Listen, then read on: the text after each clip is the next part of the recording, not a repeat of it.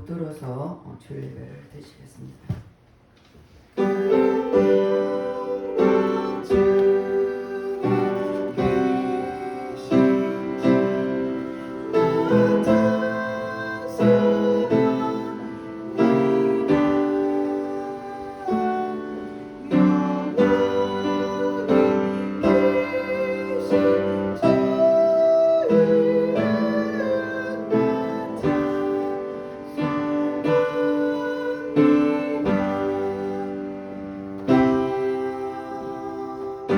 하나님은 영이시니 예배한 자가 신령과 진정으로 예배할지니라. 할렐루야. 찬송과 영광을 받으시게 합당하신 하나님께 감사와 찬송과 영광을 드립니다. 우리가 무엇이 한데 우리 주님이 우리를 지키시고 보호해 주셨다가 오늘도 복되고 거룩한 날 주님 앞에 나와서 예배될수록 인도하신 주님께 감사드립니다.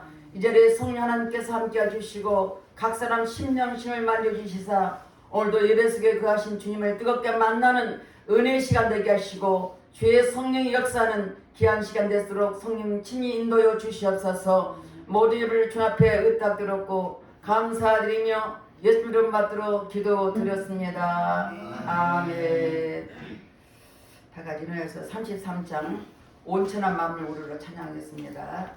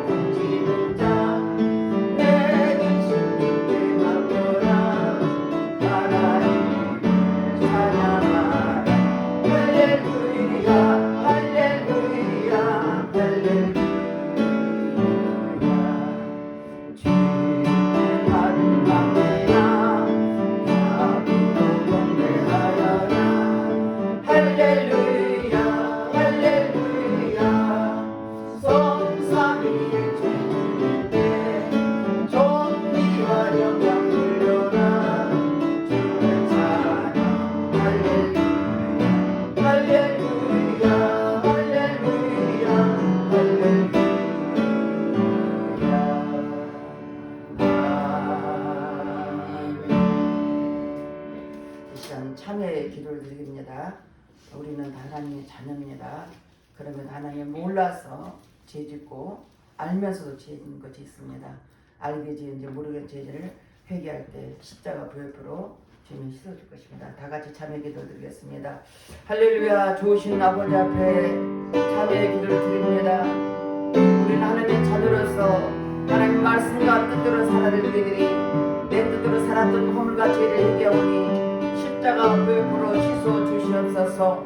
눈으로 보며 범죄하고 귀로 들으며 범죄하고 입술로 범죄하고 생각과 행함으로 범죄했으니까 회개할 때 십자가 부옆으로 씻어 주시옵소서.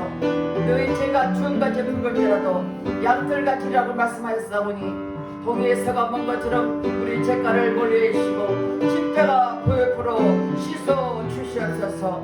우리가 우리 죄를 자백하면 저는 미쁘시고 우려사 우리 모두를 사하시며 용서했다고 말씀했으니 말씀에 의지하여 회개한 신령을 십자가 부옆으로 씻어 주시옵소서. 우리의 생각과 마음을 변한 모든 악한 영은 차단될 처나 모든 공중면을 차단될 처나 주님의 회개한 신령을 부옆으로 씻어주시고 용서하는 주님께 감사드리며 예수 이름 받도록 기도드렸습니다. 아멘. 교동문 71번 이사야 55장입니다. 오라 너희 모든 목마른 자들아 물러나오라 돈 없는 자도 오라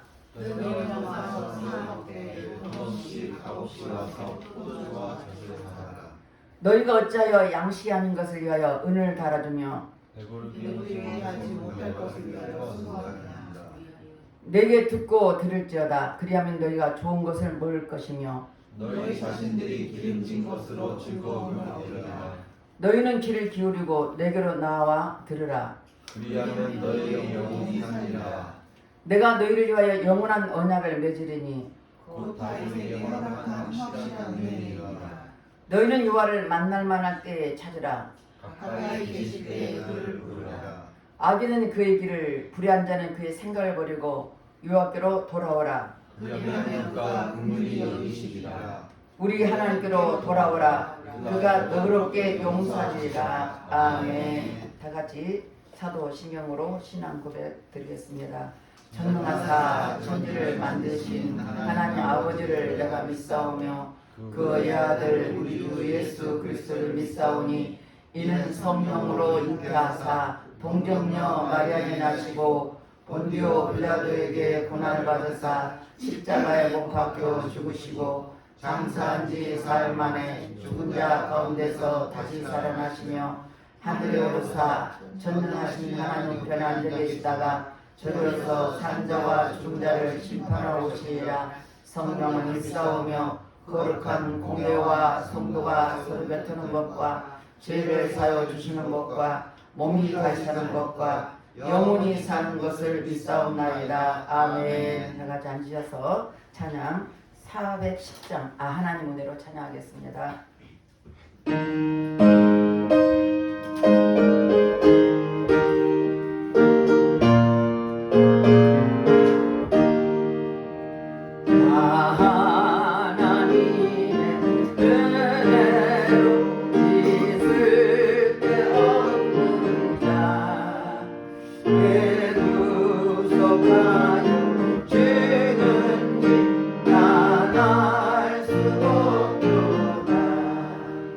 내가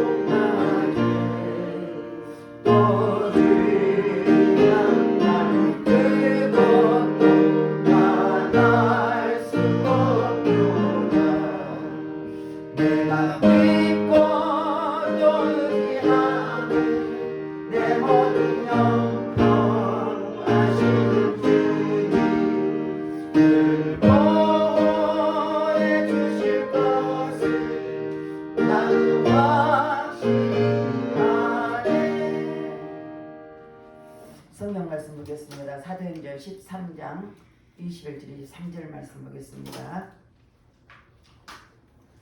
우리 다 같이 한 몫으로 합독하겠습니다. 그 후에 그들이 왕을 구하거늘 하나님의 베냐민 지파 사람 기스의 아들 사울을 40년 동안 두셨다가 패하시고 다윗을 왕으로 세우시고 증언하여 이르시되 내가 이새의 아들 다윗을 만나니 내 마음에 맞는 사람이라 내 뜻을 다 이루리라 하시더니 하나님이 약속하신 대로 이 사람의 후손에서 이스라엘을 위하여 구주를 세우셨으니 곧 예수라. 아멘. 기도하겠습니다. 할렐루야. 찬송과 영광을 받으시기 합당하신 하나님, 감사와 찬송과 영광을 올립니다. 한순간 하나님 은혜가 아니면 살 수 없는 연약한 우리들, 오늘 시간도 주님 앞에 나와서 엎드려 싸우니 성령한 기름 부어주시고 은혜 불어 주시옵소서. 각 사람 있는 모습 가지고 나왔습니다. 허물지고 연약한 모습 가지고 나왔습니다. 병들고 지친 몸을 가지고 나왔습니다. 여러 가지 제목과 여러 가지 마음을 가지고 나왔지만 이 자리에 성령께서 각 사람 위에 아버지 임재해 주시고 오늘도 예배석에 가신 주님을 뜨겁게 만나게 하시고 하나님 우리를 부르시고 택하신 목적이 무엇인지를 분명히 깨닫게 도와주셔서 말씀대로 살아드릴 수 있는 각 시민이 될수록 성령이 역사여 주시옵소서. 이 시간도 성령님 특히 나라의 민족을 기도합니다. 세워진 대통령을 비롯하여 모든 유정자의 생각과 마음을 사로잡아 주시옵소서. 저들이 진실한 마음과 정직한 마음과 깨끗한 마음을 가지고 하나님을 두려워하며 저들이 국민을 위해서 백성을 위해서 무엇을 할까, 저들을 위해서 정치인재 사회를 잘 이끌어갈수록 하나님 늘 고민하고 서로 협력할수록 도와주시고 또 하나님 말씀에 어긋난 모든 차별금지법과 낙태법과 모든 악법들이 국회에 통과되지 못하도록 막아주시되 철저히 막아주시고 이 땅을 보호하시고 지켜주시되 이 땅이 대한민국이 제3 나라 국가 될수록 축복해 주셔서 세계 만방복고에 다시 오실 주님을 위해서 복음을 선포하는 나라가 될수록 축복해 주시옵소서. 또한 탈북민들이 있습니다. 3만여 명의 탈북민이 있사오니 그들 한 사람 한 사람 지키시고 보호주시고 복음으로 세워지게 도와주셔서 이 땅에 다시는 전쟁이 없게 도와주시고 오직 하나님께서 이 나라를 지켜주시사 복음으로 통일되는 이 나라의 민족이 될수록 축복하시고 역사여 주시옵소서. 이 시간도 또한 아버지 세참병을 위해서 기도합니다. 그것을 아버지들이 코로나를 통해서 아직까지도 예배드리지 못한 가운데 있습니다. 우리 하나님 국리를 여겨주시고 불쌍히 여겨주시고 아직도 주님의 때를 기다리며 예배를 기다리는 많은 영들이 싸우니 하나님 그곳에 속히 성령의 역사 주셔서 자유롭게 예배될수록 도와주시고 그것의 영혼 한 사람 한 사람 지키시되 눈동에 지켜주시고 하나님 나라가 속히 임할수록 역사여 주시옵소서. 이 시간 아버지 세계 선교를 복음을 선포하는 선교사님이 있습니다. 그들 한 사람까지 지켜주시고 보호하여 주셔서 하나님이 어느 곳에 있든지 아버지의 복음에 살아가는 저들 될수록 축복해 주시옵소서. 이 시간 너희 발길을 축복하신 주님께 감사합니다. 하나님께서 뜻과 섭리가 있어서 지금까지 이곳에 예배를 교회를 세우시고 인도하신 주님께 감사드립니다. 이 자리에 성령께서 함께 해주시고 예배대 성도를 붙잡아 주셔서 모이면 기도하고 흩으면 전도하게 도와주셔서 아버지의 초대교회처럼 성령의 역사는 교회가 되게 하시고 말씀대로 순종해 드리는 아버지 예배교회 성도님 되게 하시고 하나님 성령께서 각 사람 붙잡아 주셔서 아버지 살아 움직이는 생명 있는 교회가 되게 하시고 이곳에 와서 기도한 자마다 문제를 해결되게 하시고 병든 자를 치료받게 하시고 악한 영이 떠나게 하시고 오직 하나님 역사가 나타나는 예배드리게 될수록 축복하시고 역사여 주시옵소서. 성령님 이 시간도 귀한 목사님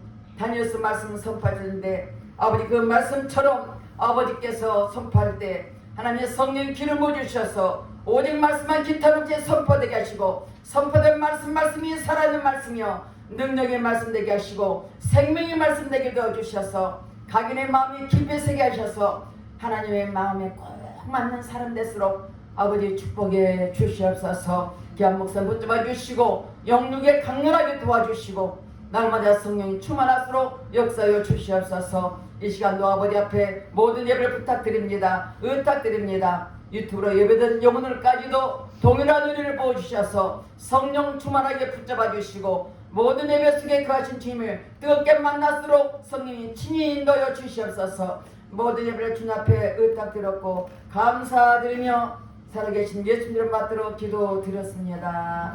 아멘.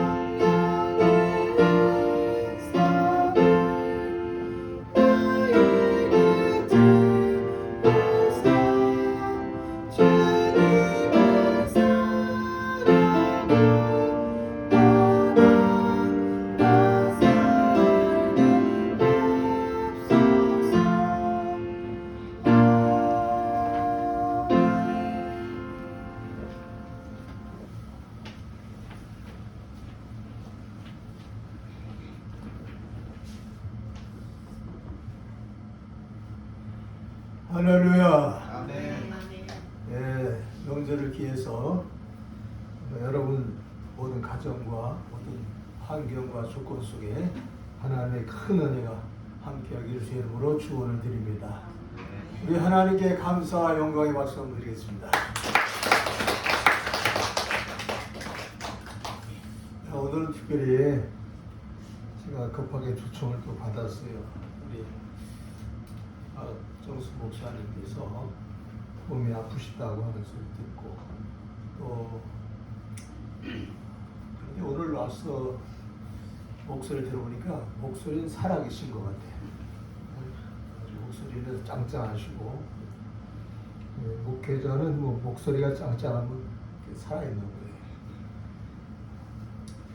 거예요. 오늘 난 예배 참여하신 여러분에게 큰 은혜와 사랑과 축복이 같이 하기를 주님으로 다시 한번 축원합니다. 오늘 말씀의 제목을 다 같이 한번 따라서 읽습니다. 하나님 마음에 맞는 사람이 되자. 네. 이 하나님 마음에 맞는 사람이 되자라고 하는 제목인데 우리가 이 세상 살다 보면은 서로 마음이 맞느냐 안 맞느냐 이게 굉장히 중요한 시역이에요. 첫 선을 볼 때도 사람이 얼굴이 처음에 이쁘냐 또 잘나냐 그거 보는데 실상은 마음이 맞느냐 안 맞느냐가 중요해요. 그래서 얼굴만 보고 결혼한 사람들은 나중에 와서 후회를 해요. 내가 그렇게 마음이 개떡 같은지 몰랐다. 그리고 또 그렇게 송곳 같고 날카로운 성격 가진 사람 난 처음 봤다. 그래서 전부 그 성격 때문에 또 마음을 갖고 있는 것 때문에 상당히 불편해합니다.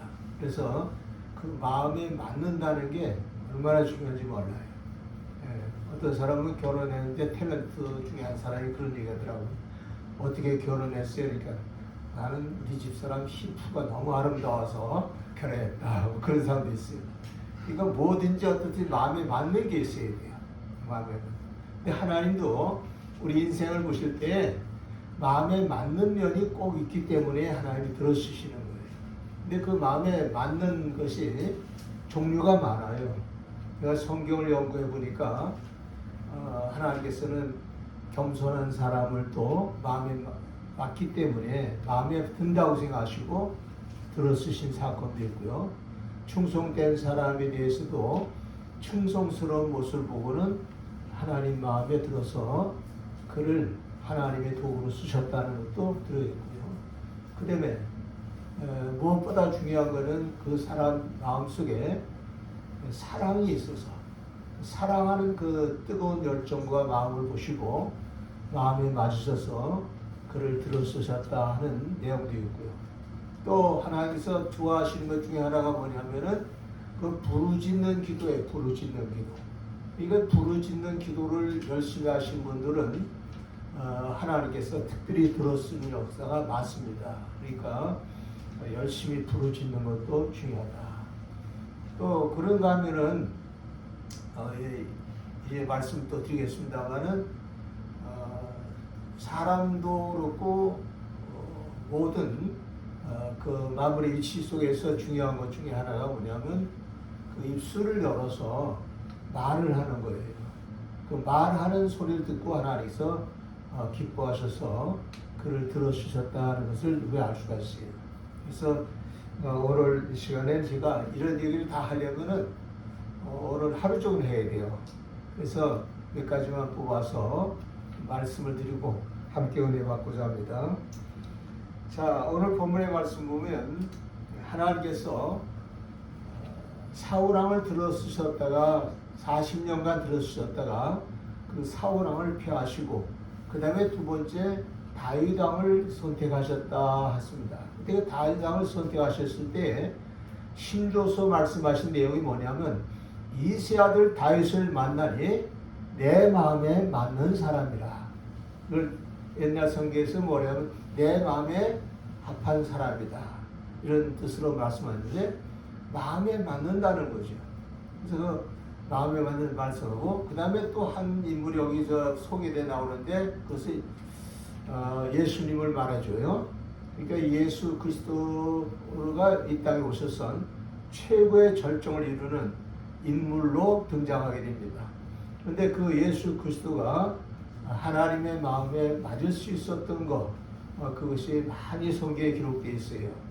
우리가 히브리서 12장의 말씀대로는 예수께서 하나님이시면서도 하나님과 동등된 분이시면서도 그는 십자가를 지시고 골고다 언덕으로 올라가시게 되는데 그 예수께서 가지신 그 마음가짐을 보시니까 앞에 있는 즐거움을 보시고 가셨다. 성경에 기록되어 있어요. 빌립보 2장에서는 그가 하나님과 동등됨을 취하지 않으시고 종의 형체를 가져서 인간이 되셔서 낮고 천한 인간이 되셔서 이 땅에 오셔서 주님이 명령하신 대로 그 모든 십자가의 고난을 다 참고 견디시고 이기셨다는 그런 내용이 들어있습니다. 그런가 하면 예수께서는 또 요한복음 8장 29절에 예수님이 하신 일 중에 가장 중요한 일이 뭐냐면은 이렇게 표현했어요. 나를 보내시니가 나와 함께 하시도다. 내가 항상 그의 기뻐하시는 일을 행함으로 그가 나를 혼자 두지 아니하셨느니라 이렇게 했어요. 하나님을 기쁘게 하는 행동을 우리 예수님께서 많이 하셨다는 거죠. 사람들도 그렇잖아요. 자식을 기르는 부모들이 자식을 기르는데 그 자식이 부모의 마음을 기쁘게 해줄 수 있는 자식이라면 최상의 자식이죠. 그러니까 기쁘게 해준다는 게 중요한데 예수님은 하나님 아버지 앞에 늘 기쁨을 드리는 그런 삶을 살았고 어떻게 하면 우리 하나님을 기쁘게 해드릴까? 그걸 연구하고 사신 거예요. 저는 이제 나이가 들면서 요즘 많이 연구하는 게 뭐냐면은 어떻게 하면은 내가 사람들에게도 기쁘게 하고 하나님께도 기쁘게 드리고 어떻든 나와 상대하는 모든 사람들에게 기쁘게 해드릴까 이걸 많이 연구하고 생각을 해요. 그래서 제가 저 젊은 날에는 우리 집사람이 저를 상당히 탐탁지 않게 생각했어요. 왜냐하면 내가 유교 가문에 자라가지고서 이것저것 따지고 또 책망하고 그런 걸 좋아했어요. 그걸 좋아하는 것보다 그게 습관화됐어요. 그러니까 이제 집사람으로서는 아주 괴로운 거죠. 지난번인가 한번 그런 얘기를 우연히 하더라고요.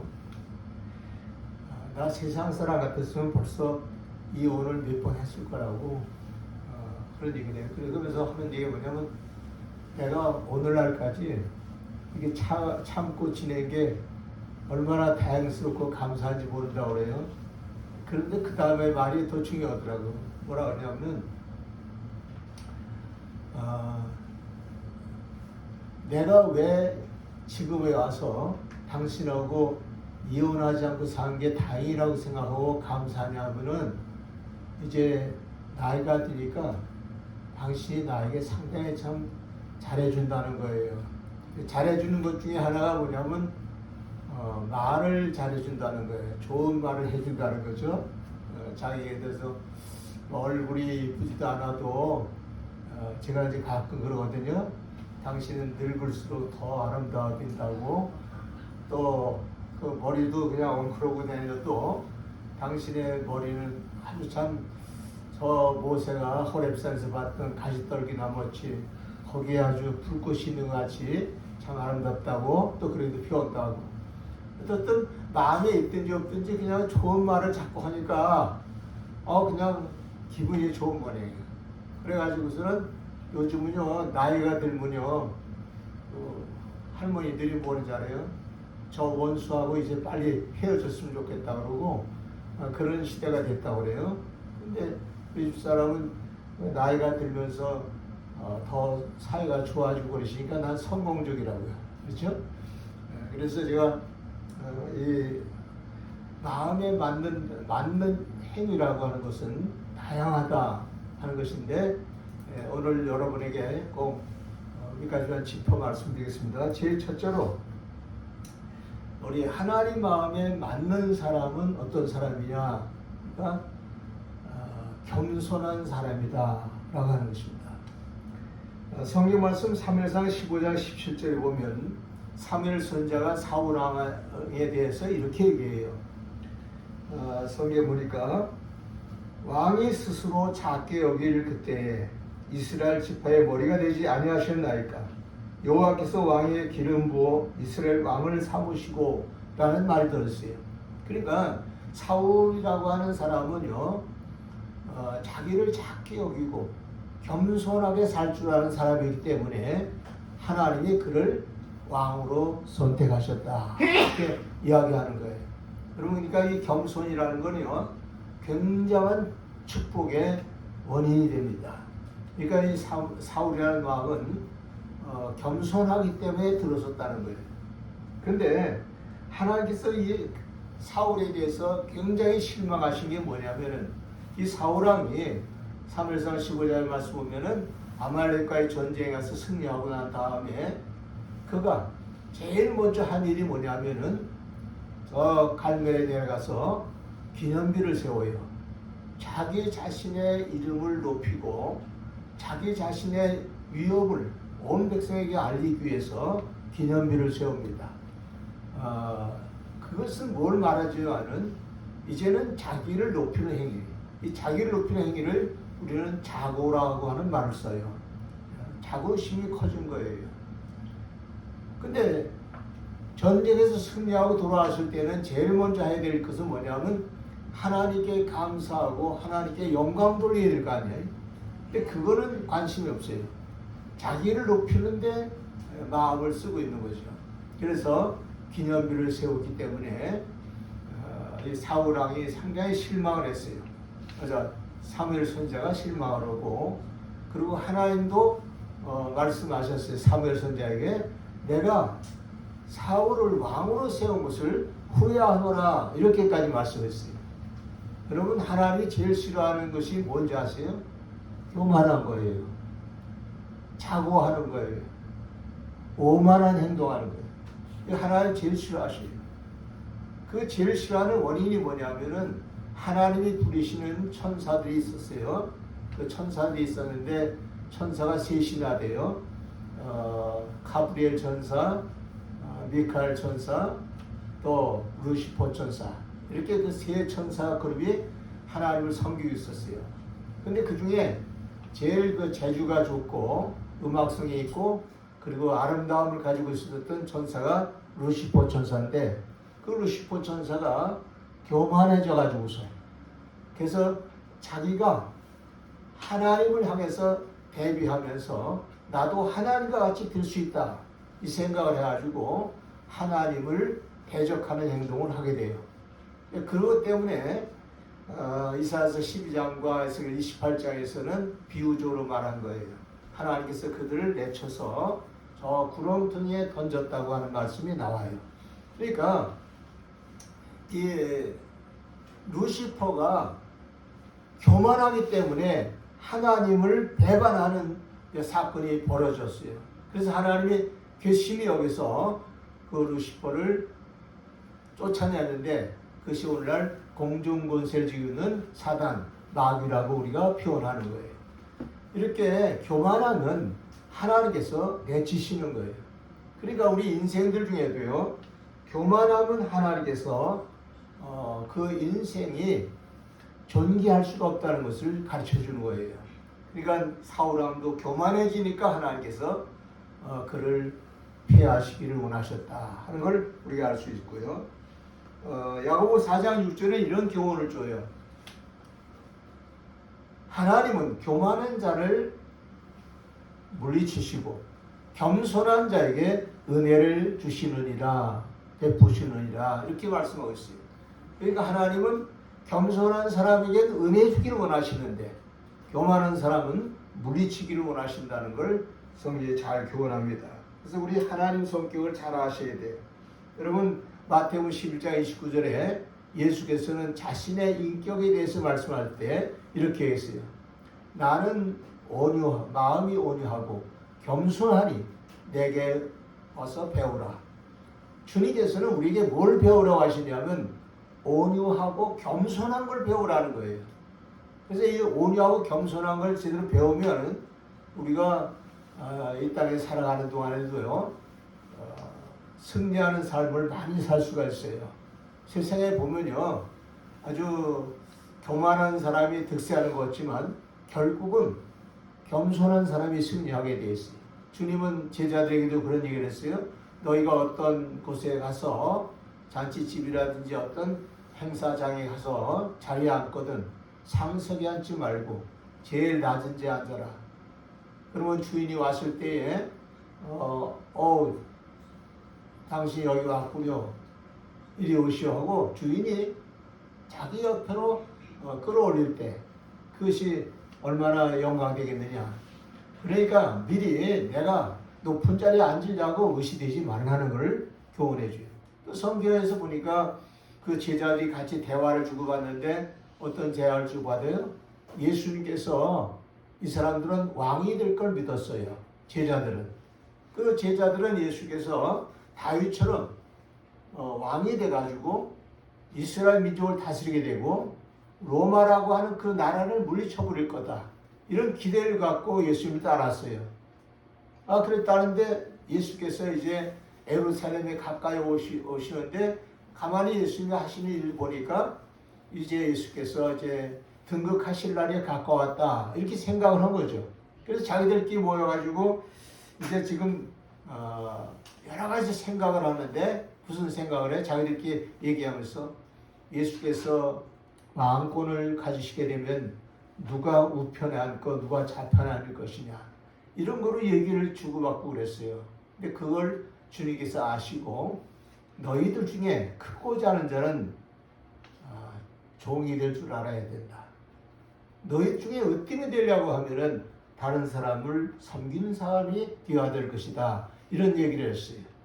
그러시면서 주님께서는 그 제자들의 발을 씻기시고 그들에게 참 모범을 보이시면서 말씀하기를 내가 너희들의 발을 씻긴 것 같이 너희들도 다른 사람의 발을 씻기는 사람이 되라고 말씀하는 그런 내용이었어요. 그러니까 그런 내용들을 보면 예수께서 얼마나 겸손하신 분인가 하는 것을 우리에게 알려줍니다. 그래서 성경은 예수 그리스도가 매우 겸손하시다는 사실을 많이 알려주고, 그리고 예수 그리스도는 이 세상에 태어날 때부터 궁궐에 태어나지 않으시고 그는 가장 영광스러운 하나님 보좌에 계셨던 분인데 낮고 천한 인간이 되셔서 말구육간에 오셨단 말이에요. 그리고 가장 가난한 자의 모습으로 이 세상에 오셔서 자기를 낮추시는 행동을 하셨어요. 그래서 예수님처럼 자기를 낮추는 사람은 하나님께서 은혜 베풀기를 원하시는 거죠. 그걸 성경에서 얘기합니다. 여러분이 잘 아는 사도 바울 있죠. 사도 바울은 성경에 보면 가장 위대한 인물로 그렇게 인정을 해요. 신학자들도 사도 바울 얘기를 꼭 합니다. 사도 바울은 그렇게 훌륭한 신앙의 사람이에요. 가말리엘의 문화자이면서 문화 수제자이면서 바리새인 중에서 가장 아주 뛰어난 또 바리새인이에요. 그런가 하면 로마 시민권을 가졌어요. 그 당시 때는 로마 시민권은 귀족입니다. 이렇게 그 시민권을 가졌죠. 그리고 요즘으로 치면은 아주 그 외국에 능한 사람이에요. 그러니까 몇 개국어를 할 정도로 그렇게 뛰어난 사람이에요. 그런데다가 우리가 하나님의 능력을 받아서 죽은 자도 살리는 역사가 일어나고요. 그리고 사도 바울 같은 경우는 신유 집회를 하는데 어떤 역사가 있었냐면요. 사도 바울이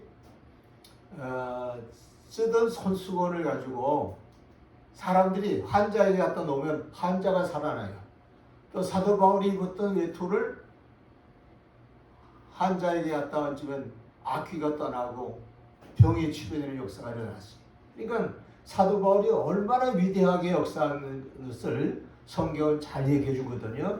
그런데도 이 사도 바울을 하나님께서 징계를 내리시는데 육체의 가시를 줬다 했어요. 그 육체의 가시에 대한 정확한 이야기는 기록이 되어 있지 않지만 이 가시가 그 육체를 얼마나 괴롭혔는지 사도 바울이 3번씩이나 하나님 앞에 이것을 해결해 달라고 기도했는데 하나님 듣지 않으셨다 그랬어요. 근데 왜 안 들으셨느냐? 그걸 사도 바울이 나중에 깨달았는데 고린도후서 12장 7절에 말씀 보니까 내가 자고함으로. 여러분 사도 바울은요 잘난 게 많은 사람이에요. 자기를 높일 수 있는 그런 모든 조건이 많은 사람이에요. 아니 가말리엘 문화생이지 또 그다음에 바리새인 중에서 가장 아주 뛰어난 바리새인이죠. 여러분 바리새인이 뛰어나다는 것 중에 하나가 뭐냐면요. 거룩한 모습을 보이는 것도 뛰어난 그런 모습이지만은 바리새인들은요 성경에 능해요. 성경 말씀. 그래서 이 성경 말씀을 이 지상에 있는 성경책을 다 불태워버려도 그 사람들 머리에 있는 걸 가지고 다시 성경을 쓸 수 있을 정도로 그렇게 성경에 능통해요. 그러니까 바리새인들은 아주 성경 잘하는 걸 자랑하는 그런 사람이에요. 거기다가 이 사도 바울 같은 경우는 로마 시민권을 가졌죠. 또 외국어에 능통하죠. 그러니까 뭐 잘난 것이 많으니까 자기를 자랑할 수 있는 조건이 얼마나 많아요. 그런데도 그가 그렇기 때문에 그에게는 자고할 수가 있는 거예요. 내가 이런 사람이다. 내가 이렇게 대단한 인물이다. 이렇게 과시할 수 있는 사람이죠. 근데도 하나님께서는 그러한 사도 바울의 모습을 기뻐하지 않으시고 그의 육체에 가시를 줘서 고통을 줘가지고서 요즘으로 하면 고칠 수 없는 병을 줘가지고 그래서 괴로움을 주신 거예요. 그런데 이 괴로움 주신 까닭을 사도 바울은 나중에 깨달았어요. 내가 자고함으로 이런 질고를 겪는구나 이걸 생각했어요. 그래서 이 질고의 고통, 몸이 고통스러운 것을 느낄 때마다 사도 바울은 낮아지기 시작합니다. 겸손하기 시작해요. 그래서 사도 바울이 쓴 말 속에 어떤 내용인지 아세요? 나는 만삭되지 못해서 난 자 같은 존재다. 자기를 그렇게 비하시켜요. 또 그다음에 나는 배설물과 같은 존재다. 여러분 배설물이 뭐예요? 자기를 정말 더러운 그런 찌꺼기 같은 존재로 그렇게 자기를 낮추잖아요. 이렇게 자기를 낮출 수 있었던 것은 바로 그 육체의 가시 때문에 있었던 일이라고 이렇게 볼 수가 있습니다. 그리고 그는 뭐라고 했어요? 나는 날마다 죽노라 그랬어요. 날마다 죽는다는 게 뭐예요? 자기 자신을 낮출 줄 아는 그런 신앙생활을 했다는 거죠. 그래서 오늘 우리는 사도 바울에게 그런 걸 배워야 되는 거예요. 겸손할 수 있도록 노력하는 거, 낮아질 수 있도록 노력하는 거, 높아지고자 하는 사람 많아요. 세상 보니까 요즘도 이제 총선이 앞에 있으니까 어떻게 하면 자기를 높일까 하는 거에 관심 가진 사람이 많잖아요. 근데 하나님께서는 스스로 높이려고 하는 사람을 쓰지 않으시고 자기를 낮추는 사람을 쓰신다는 거, 이걸 우리에게 잘 교훈해 주고 있습니다. 오늘 여러분 그런 의미에서 잠언 18장 12절을 이렇게 얘기합니다. 교만은 패망의 선봉이요 겸손은 존귀의 앞잡이니라 이렇게 얘기하고 있습니다.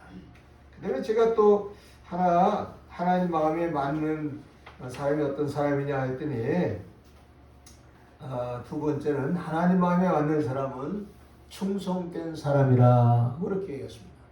한번 따라서 했습니다. 충성된 사람을 충성된 사람을 하나님께서는 하나님께서는 기뻐하신다. 기뻐하신다. 하나님 마음에 드는 사람이 누구냐 했더니 충성된 사람이에요. 충성된 사람. 여러분, 제가 이 본문에 나오는 다윗을 만나니 내 마음에 기쁜 맞는 사람이라고 하는 말씀을 성경에 쓰고 있는데, 이 다윗에게서 하나님께서 제일 먼저 발견한 아주 마음에 맞는 행동이 뭔가 했더니, 성경을 자세히 보니까 사무엘상 17장 33절로 37절 와서 보면은 그 다윗이 얼마나 충성스러운가 하는 것을 알 수가 있어요. 한 번은요, 다윗이 그 블레셋과 이스라엘이 전쟁할 때 그 전쟁터에 나간 적이 있어요. 왜 나갔냐면 그 형님들은 사울 왕의 신하면서 그 당시 때는 장교였어요. 장교. 사울 왕의 밑에서 일하는 그런 군장 중에 이제 군장은 아니더라도 장교급에 들어갔었어요. 다윗은 8형제 중에서 그 위에 형님들은 한 세 명의 형님들은 다 아버지가 요즘으로 치면은 공부를 시켰어요. 대학을 보내고 이렇게 공부를 시켜서 다 장교도 되고 사회적으로 출세를 했어요. 근데 다윗들은 뭐라 그러냐면 너는 나하고 양이나 치자. 그러니까 너는 나하고 농사나 좀 짓자.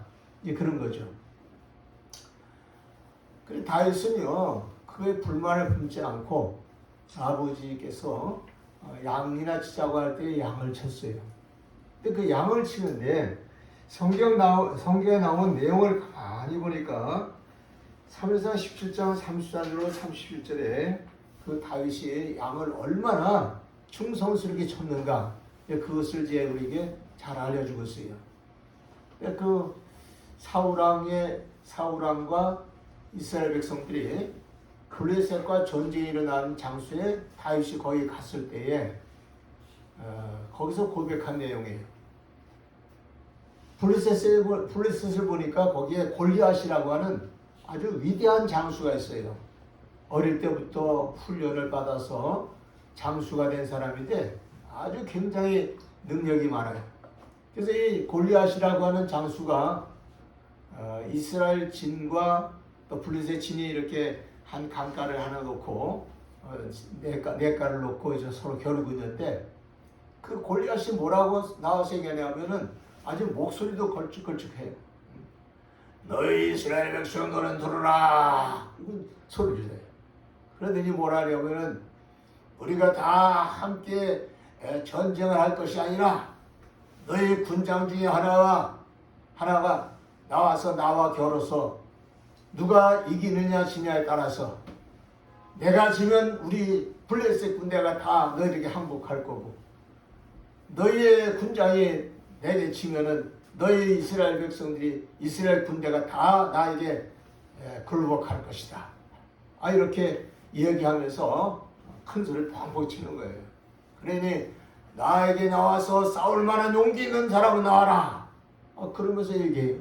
그뿐 아니라 그렇게 얘기하면서 너희는 뭐 하나님을 섬긴다고 그러는데, 그래 하나님을 섬긴다는 너희가 나를 한번 이겨봐라. 그러면서 아주 하나님을 조롱도 하고 이스라엘 백성을 조롱도 하고 그래요. 그 소리를 들으니까 이스라엘의 군장들이요, 감히 싸우러 나갈 사람이 없는 거예요. 사울왕은 뭐라 그러는지 아세요?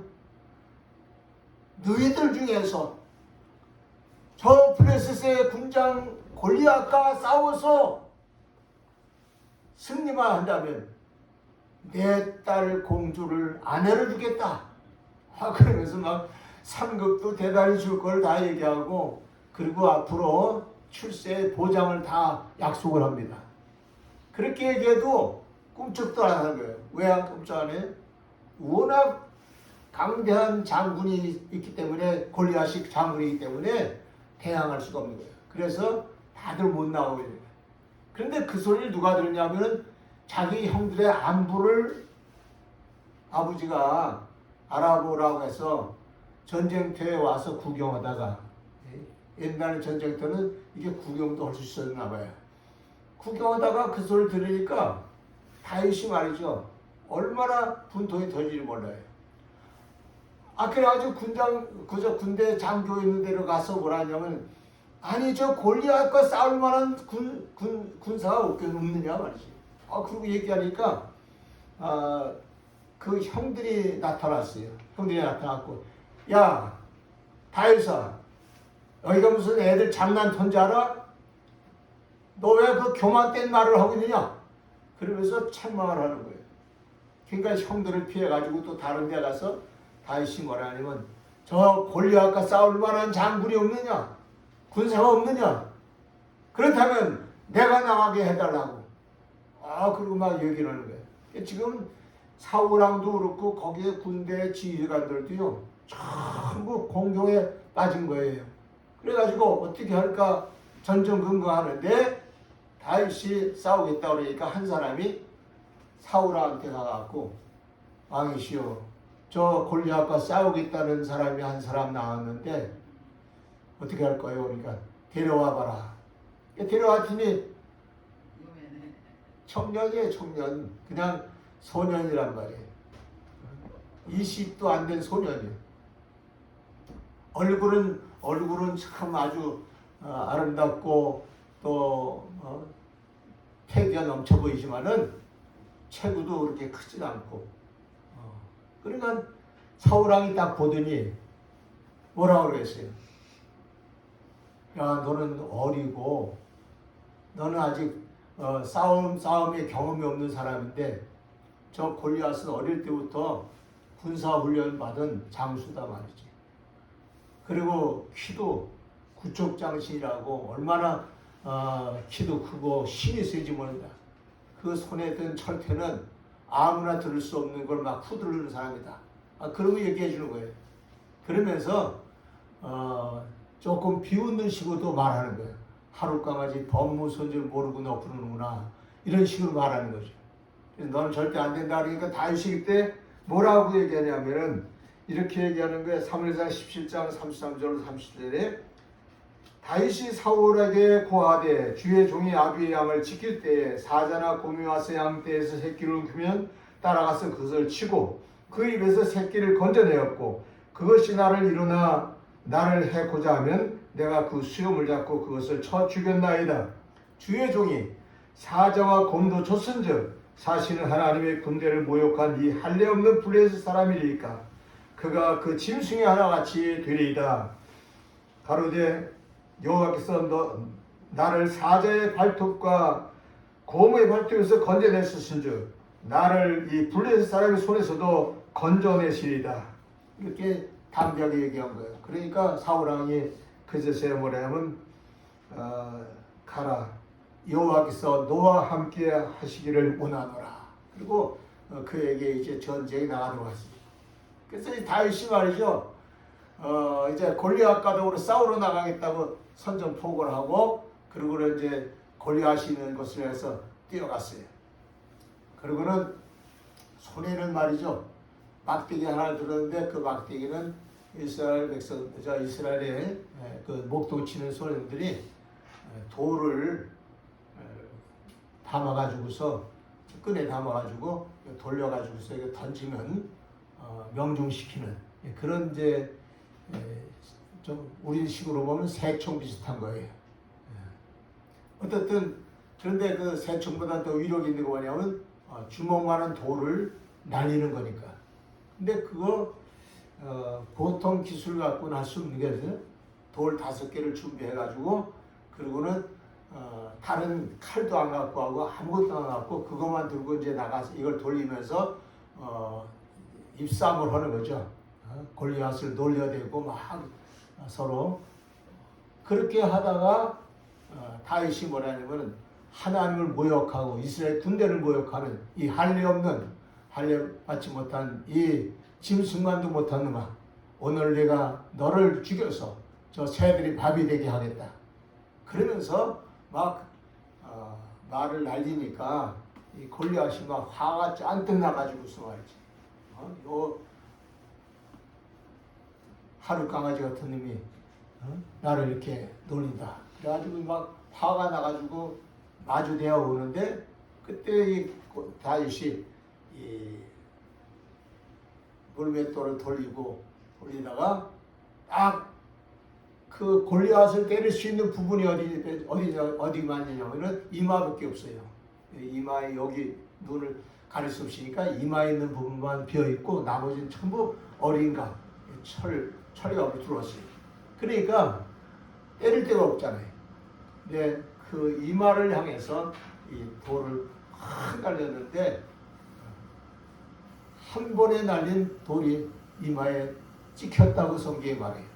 그래가지고 그 돌을 맞고는 그 자리에서 이 덩치가 꼬꾸라진 거예요. 그 꼬꾸라진 걸 다윗이 가가지고서 자기 손에 칼이 없으니까 그 골리앗이 차고 있었던 칼을 빼가지고 그 목을 쳐갖고 딱 올리니까 이스라엘에서는 함성이 터지고 블레셋 사람들은 블레셋 군대들은 전부 사이가 좋아야 돼갖고 막 당황을 하고 도망갈 뿐이만 한 거죠. 그래가지고 사울왕이 블레셋을 치라. 그러니까 이 블레셋을 쫓기고 이스라엘 군대들은 그 블레셋 군대를 물리치는 역사가 일어났다. 그렇게 했어요. 그래서 이 다윗이 말이죠. 여기서 보여준 아주 참 훌륭한 모습이 뭐냐면은 충성됨이에요. 여러분 양을 치는데 얼마나 양 치는데 충성되냐면은 양을 치기 위해서 곰이나 사자가 양을 움키고 하면은 그것을 쫓아가서 잡아가지고서 양을 뺏고 그 사자와 곰이 자기를 해치려고 그러면은 그것을 자기의 주먹으로 쳐서 죽였다고 하는 이런 내용이란 말이에요. 그러니까 이 양을 칠 때에도 목숨 걸고 양을 치는 이런 모습이 하나님께 충성된 종으로서 모습을 보였다. 그러므로 하나님께서 이 다윗을 충성된 종으로 인정합니다. 제가 성경에 보니까요, 민수기 12장 7절에 하나님께서 모세를 이스라엘 백성들 300만 이스라엘 백성을 이끌고 가나안 땅에 들어가게 하기 위해서 그를 지도자로 삼으실 때 왜 세우냐 했더니 민수기 12장 7절에 답이 나와 있어요. 모세는 다른 사람과 다르다. 그는 하나님의 온 집에서 가장 충성된 사람이라고 하나님이 지적해 주세요. 충성되기 때문에 하나님이 쓰는 거죠. 우리가 찬송가에 보면 충성된 종이라 상 주시리. 이 충성된 종을 하나님께서는 찾으시는 거예요. 근데 그 충성된 종이 바로 다윗이 되었던 거예요. 그래서 다윗을 하나님께서는 저 양떼를 치는 걸 보니까 이스라엘 민족을 이끌어갈 지도자를 삼으면 저가 이스라엘 민족을 잘 이끌어가겠다 이렇게 믿으신 거예요. 그러니까 충성된 사람만이 인정을 받을 수 있다는 걸 우리가 알 수 있어요. 하나님 마음에 맞는 사람이 되면 우리 충성돼야 돼요. 뭐든지 충성돼야 돼요.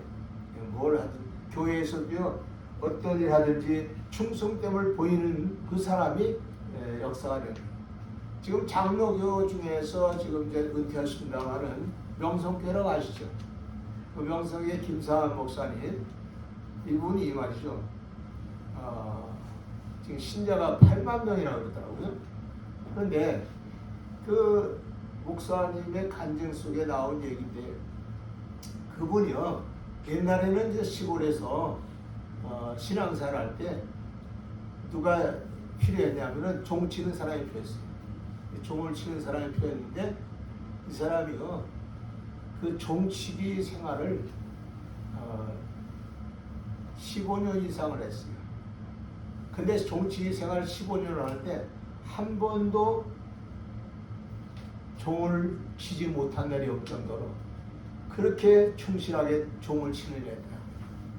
근데 그 종 치는 그런 행동을 가지고 그가 기도 생활을 새벽 기도 생활을 했는데 그가 종을 치고 다른 사람들이 다 새벽 기도 나오고 그리고 그때 습관대로 새벽 기도를 해가지고 이분이 자기 교회 처음 시작할 때부터 새벽 기도 운동을 시작했어요.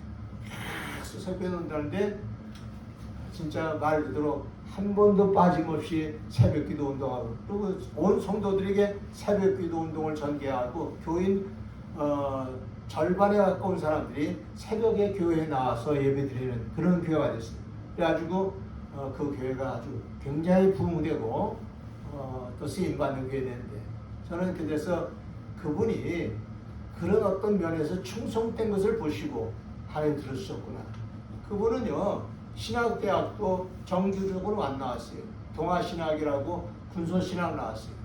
그리고 이제 목사가 돼서 교회가 커지니까 장로교 신학대학은 거기에 연수과정에 좀 들어가서 거기서 목회자 훈련을 받았어요.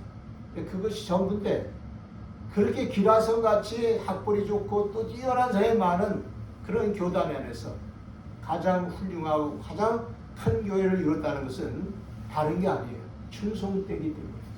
오늘 여러분과 제가 오늘 이 말씀을 꼭 마음에 두시기 바랍니다. 또 한 가지 더 얘기하겠는데 누가복음 5장 보면은 여러분 베드로 얘기가 나와요.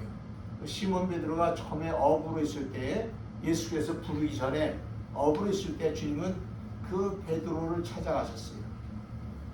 그런데 그 바닷가에서 고기를 잡는 모습을 주님께서 지켜봤어요.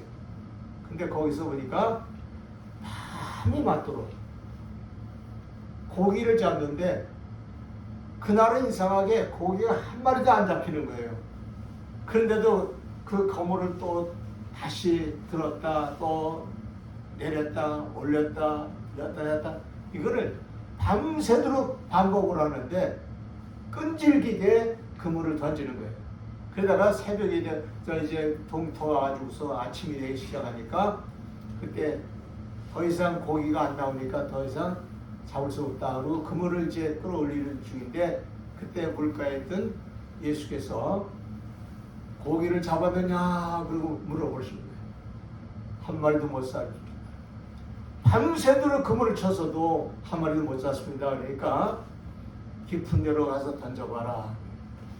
그래서 처음에는 이 베드로 그 성경에 이제 표현이 안 됐습니다만은 무슨 내용이냐면은 이런 생각을 한 거죠. 나중에 얘기를 들어보면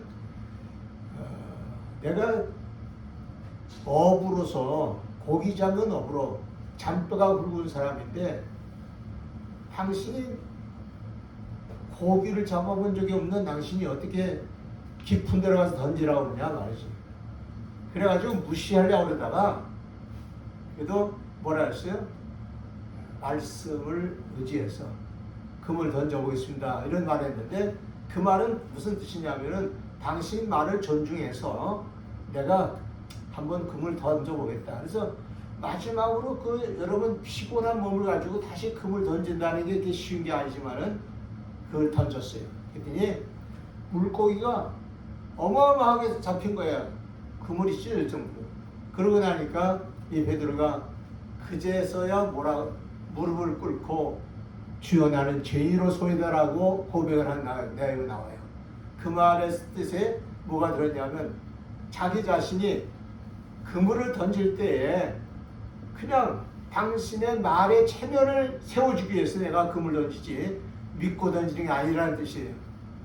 그런데 그물이 많이 고기들이 잡히니까 그제서야 자기 자신이 이제 너무나도 믿음이 없이 행동했다는 것을 생각하고 나는 죄인으로소이다라고 고백하는 거예요. 그리고는 뭐라고 주님께서 말씀하세요? 나중 그 얘기가 참 중요한 얘기죠. 내가 지금까지는 물고기를 잡는 어부였지만 앞으로는 사람을 낚는 어부가 되리라. 그 말씀을 하시는 거예요. 여러분 왜 사람 낚는 어부가 되겠어요? 주님께서 벌써 물가에서 보셨어요. 밤새도록 고기 잡는 모습 다 보고 계셨어요. 그리고는 저 베드로에게 양떼를 맡기고 영혼을 맡기면 저 베드로가 하나님 일을 하겠구나. 그래서 마지막에도 주님께서 너는 내 양을 먹여라, 내 어린 양을 먹여라, 내 양을 기르라고 마지막 부탁하신 내용도 성경에 나오는 겁니다. 여러분 충성되지 않은 사람한테 뭘 맡깁니까? 충성되기 때문에 맡기는 거예요. 오늘도 저와 여러분들 이 말씀 꼭 마음에 두셔서 우리 충성된 삶을 다짐하는 저와 여러분 되길 주로 축원합니다. 오늘은 두 가지만 말씀드렸어요. 겸손한 사람을 하나님 들어주신다. 또 두 번째는 충성된 사람을 들어주신다. 오늘 이 말씀 두 가지 꼭 기억하시고 우리 모든 삶 속에서 충성된 삶으로 살아가는 저와 여러분들에게 주 이름으로 축원합니다. 기도하시겠습니다. 우리 말씀 생각하면서 한번 통성으로 기도합니다. 주여 삼창으로 한번 기도하겠습니다. 주여, 주여, 주여. 할렐루야. 하나님 아버지, 오늘 우리 에바다 교회 사랑하는 성도들과 함께 하나님 말씀 나누게 하심을 감사합니다. 하나님 아버지, 오늘 저희에게 하나님 마음에 맞는 사람이 되기를 다짐하오니 주여 저희에게 함께 해주시고 겸손한 마음을 항상 가지게 하시옵시고 충성된 종으로서의 삶을 감당하도록 은혜 베풀어 주시기 원합니다. 오 할렐루야. 하나님 아버지, 오늘도 하나님 앞에 나와 기도하는 사랑하는 모든 것들에게 주의 은혜와 평강과 능력으로 함께 주시기 원합니다. 오 할렐루야. 하나님 아버지, 이도 하나마야 주시옵소서. 주의 영광 나타내 주시옵소서. 오늘 하나님 아버지, 저희들이 더욱더 겸손해지기를 원합니다. 더욱더 하나님의 뜻에 합당히 행하기를 원합니다. 주여 함께 주시옵소서. 영광 나타내 주시옵소서. 감사와 영광과 존귀를 주 앞에 드리오며 예수님 이름으로 기도합니다. 아멘.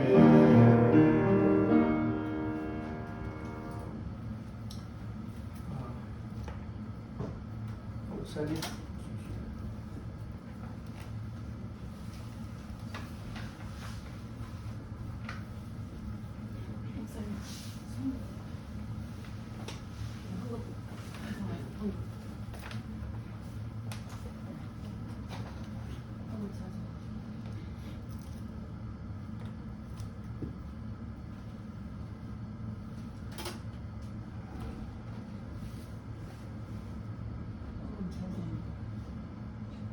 찬송 헌금찬양 351장 다 같이 보시고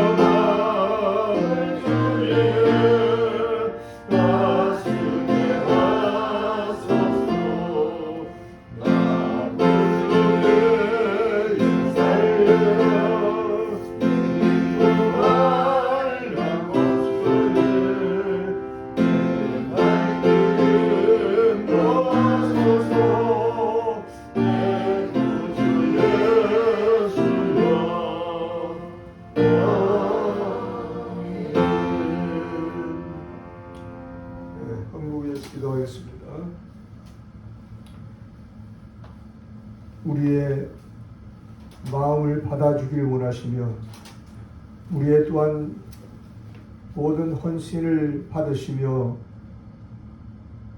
기뻐하시는 하나님 아버지, 너희의 마음이 있는 곳에 재물도 있다고 하신 주님이여, 오늘 우리가 주님 앞에 예물을 올립니다. 하나님, 사랑하는 권속들이 주 앞에 드려진 이 예물을 기억하여 주옵소서.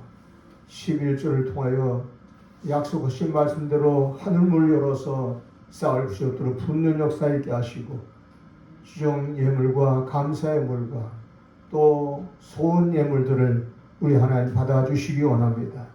저들이 하나님을 사랑하는 그 뜨거운 마음을 받아주옵소서. 나를 사랑하는 자가 나의 사랑을 입으며 나를 간절히 찾는 자가 나를 만날 것이 하신 주님, 주의 주님을 사랑하는 저들의 마음을 살펴주시고 저들의 모든 생애 속에 하나님께서 심으시되 야곱에게 말씀하신 같이 두려워하지 말라, 놀라지 말라, 나는 네 하나님이 됨이라. 나의 의로운 오른손으로 너를 붙들어 주라 하신 같이 저들을 붙들어 주시옵소서. 주의 몸된 교회를 사랑하고 하나님을 경외하는 저들 마음속에 함께하여 주시고 저들과 저들의 가족과 모든 일가친척에까지 저들을 통하여 복이 임하게 하여 주옵소서. 아브라함을 통해서 모든 민족의 복이 임한 것 같이 오늘 우리 에베다 교회 사랑하는 성도를 통하여 모든 가족과 모든 식구들과 모든 이웃들에게 복이 임하는 사건이 일어나게 하여 주시옵소서. 오늘 이 예물을 통하여 저들의 생애 속에 30배, 60배, 100배, 1000배, 만배가 되도록 복의 복을 주시고 풍족한 것으로 채워 주시옵소서. 예수 그리스도 이름으로 축복이옵나이다. 아멘.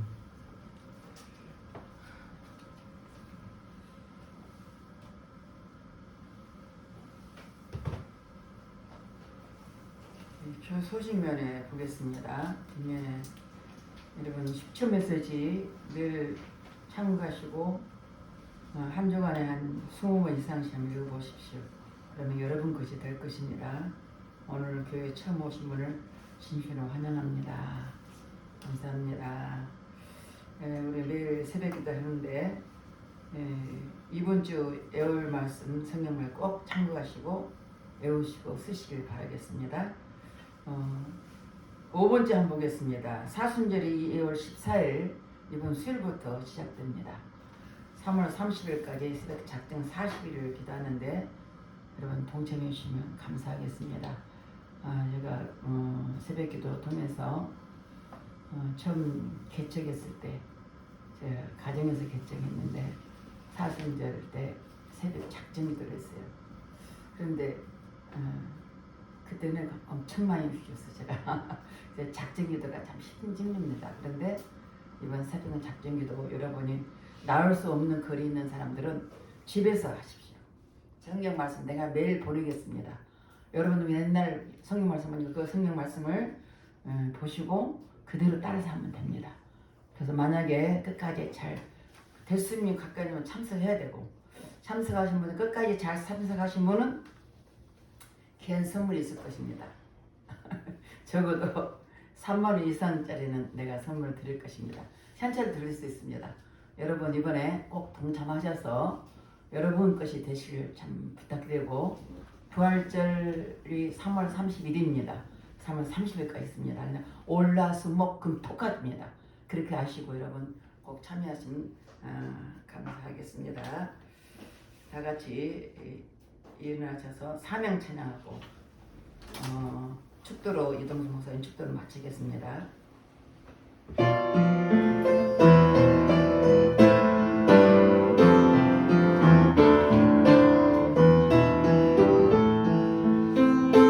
주님이 홀로 가신 길 나도 따라가오 모든 물과 띠를 흘리신 그 길을 나도 가고